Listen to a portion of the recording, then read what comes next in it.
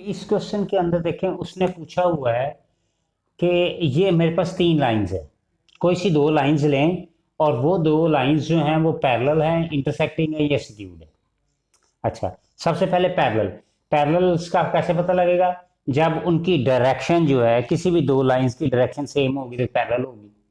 Intersecting क्या होगा? Intersecting से मुराद ये होगा कि जहां हमने कोई एक पॉइंट निकालना है, उस पॉइंट पे दो लाइंस के जो एक्स वाई या जी के पॉइंट्स जो होंगे वो सेम होंगे, और अगर ये दोनों ना हो तो वो फिर थर्ड ऑप्शन सिक्योर्ड होगा। नेक्स्ट यहाँ पे अब हम L1 और L2 को हम चेक करते हैं जी। सबसे पहला हम क्या करते हैं, L1 और L2 को चेक करते हैं, और हम ये चेक करते हैं पैरेलल की कंडीशन। पैरेलल की कंडीशन कब होती है? जब इनकी डायरेक्शन सेम होगी। सो सबसे पहले हम इसकी डायरेक्शन निकालते हैं L1 की। अब यहाँ पे डायरेक्शन फॉर L1। अब डायरेक्शन के लिए हमें क्या करना पड़ेगा? हमें वेक्टर चाहिए होगा, वेक्टर। और यहाँ पे देखें, ये वेक्टर दिया हुआ है हमें, ये 2 आ गया, 2i प्लस 4j और माइनस के। ये देखें, ये यहाँ से आता है, ये 2i आ गया, ये 4j आ गया और ये माइनस के आ गया। अब इसका आप मैग्नीट्यूड निकाल लें। मैग्नीट्यूड क्या आएगा? 4, 16, 1। कितना आ गया? ये 21 मैग्नीट्यूड आ गया। तो वेक्टर ओवर मैग्नीट्यूड कितना आ जाएगा? ये आ जाएगा जी 1/√21, और क्या आएगा? 2i प्लस 4j माइनस के। ये मेरे पास L1 के लिए आ गया। अब हम डायरेक्शन निकालते हैं किसके लिए? अब हम चेक करते हैं जी डायरेक्शन फॉर L2 के लिए। L2 के लिए अब यहाँ से मेरे पास पहले, सबसे पहले वेक्टर बनाएं जी। 4i आ गया, प्लस 2j आ गया और प्लस 4k आ गया।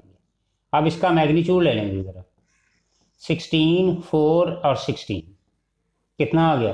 36 आ गया, तो ये 6 आ गया। और वेक्टर ओवर मैग्नीट्यूड क्या होता है जी?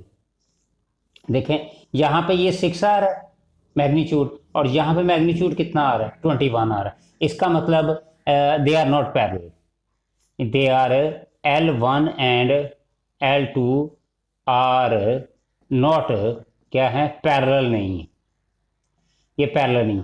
अगर पैरेलल नहीं है तो हम इंटरसेक्टिंग चेक कर लेते हैं कि ये इंटरसेक्टिंग है या नहीं है।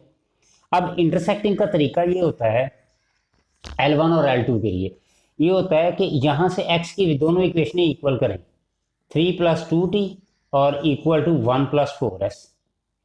इसी तरह y की दोनों इक्वेशनें इक्वल करें, -1 + 4t और इक्वल टू 1 + 2s। ये दोनों इक्वल कर लें।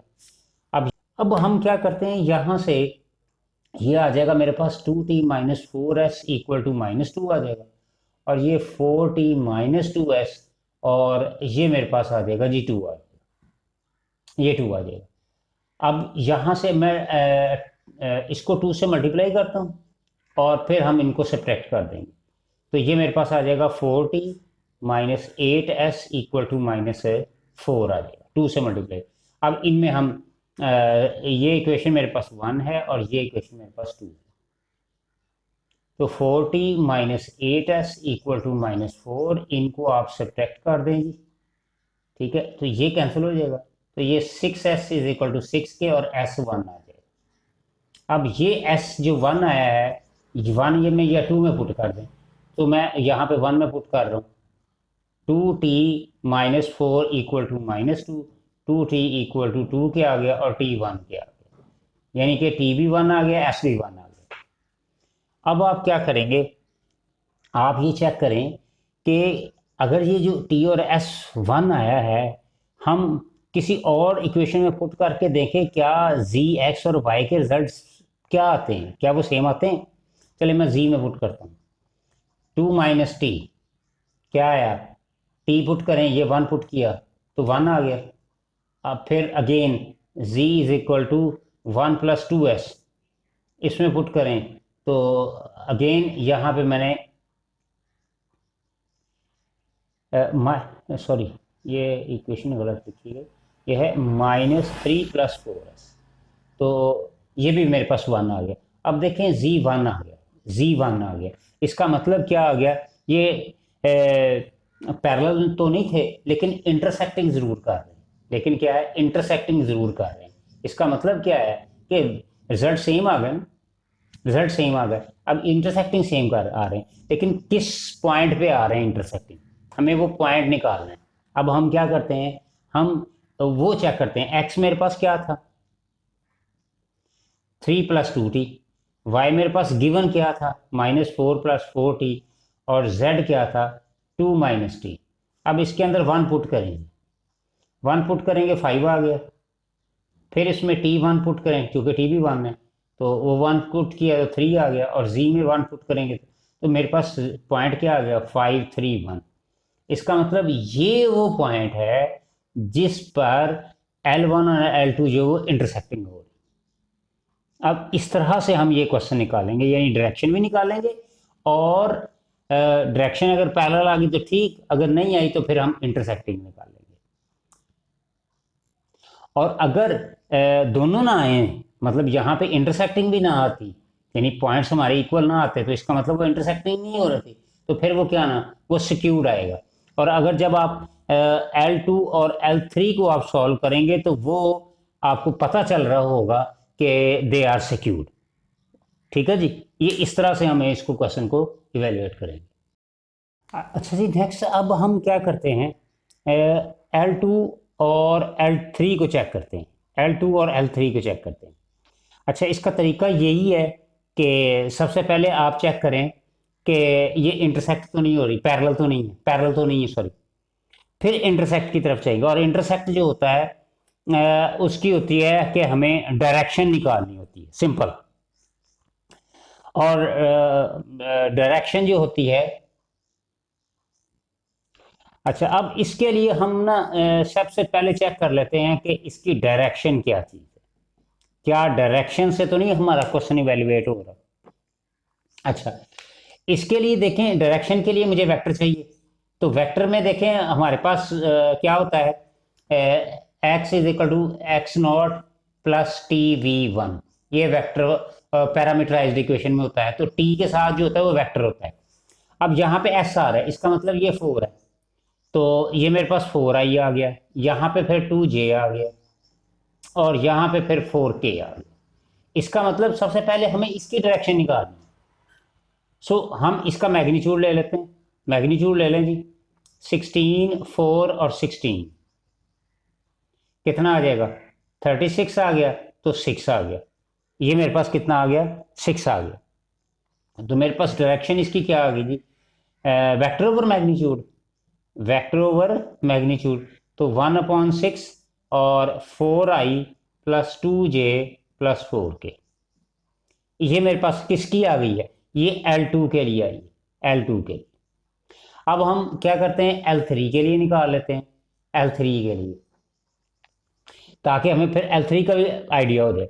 सबसे पहले हम वेक्टर निकालें। वेक्टर क्या आएगा, देखें यहाँ पे 2i, फिर j आ जाएगा, और फिर 2k आ जाएगा। यहाँ से ये i आ गया, यहाँ पे इसका j आ गया, और यहाँ पे k आ गया।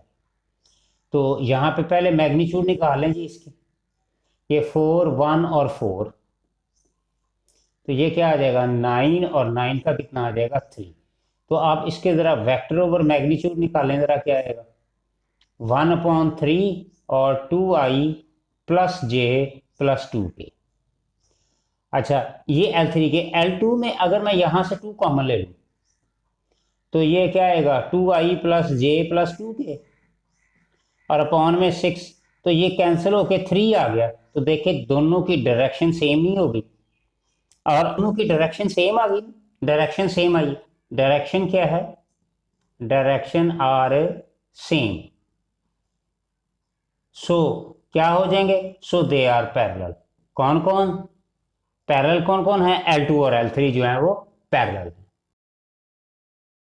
यहाँ पे देखें मैंने L3 और L1 के लिए ना मैंने पहले से सॉल्व किया। L3 और L1 के लिए सॉल्व करें ना, L3 में R आ रहा है और L1 में T आ रहा है, ठीक है। अच्छा, अब T का रिजल्ट जो है वो 1 आया है, और R का रिजल्ट भी 1 आया है, ठीक है। अब आप चेक करें कि क्या इनके रिजल्ट जो हैं z की वैल्यूज वो भी सेम आती है। -2 + 2r, -2 + r की जगह फिर 1 पुट करेंगे तो 2 आ गया, ये 0 आ गया, ये z 0 आ गया। ये किसके लिए आया था? ये L3 के लिए आया था। अब हम z चेक करते हैं L1 के लिए, 2 - t। अब t की वैल्यू कितनी है? ये 1, ये t की वैल्यू 1, तो ये क्या आ गया? 1 आ गया। तो अब ये देखें, ये L1 के लिए आया, तो दोनों तो सेम नहीं आए ना, इसका मतलब ये इंटरसेक्टिंग भी नहीं है।